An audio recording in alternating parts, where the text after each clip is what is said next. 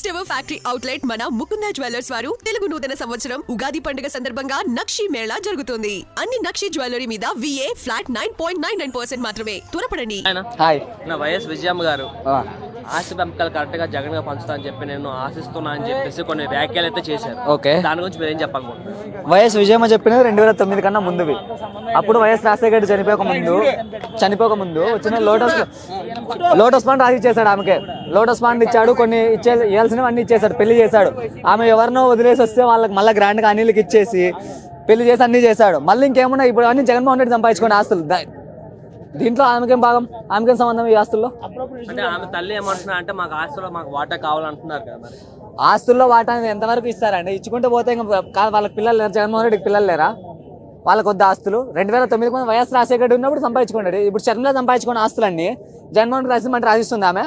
అంటే వైఎస్ రాజశేఖర రెడ్డి గారు ఉన్నప్పుడు షర్మిల గారు పెళ్లి అయిపోయింది కదా. అవును, ఇప్పుడు కట్నాలన్నీ ఇచ్చేసి ఉంటారు కదా. ఇచ్చేసిన్నారు. ఇప్పుడు విమర్శలు చేయడం ఎంతమంది కరెక్ట్ అంటారు? ఈమెకు చెప్తున్నా కదా, జగన్మోహన్ రెడ్డి సీఎం అయ్యాడు, ఏదో కొద్దిగా సంపాదించుకున్నాడు, ప్రజల్లో ఆప్యాయత అనురాగం అంతే ఉన్నాయి. ఈమె దానివల్ల నాకు ఏదైనా ఎంపీ సీటు అవన్నీ ఇచ్చేదన్నా కవర్ చేస్తాడని అనుకుంటున్నారు. అది ఆశిస్తుంది ఆమె అంతే.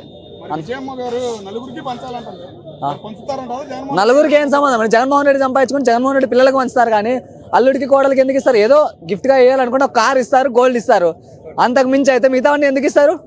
అతను ఏదైనా అల్లుడు మేనకోడలని ప్రేమతో ఇస్తే ఒక 10 లక్షలు పెట్టి 10 కోట్లు పెట్టి కార్ తీసిస్తారు, లేకపోతే గోల్డ్ తీసిస్తారు. అంతకు మించి అయితే మిగతావన్నీ ఏం సంబంధం వాళ్ళకి?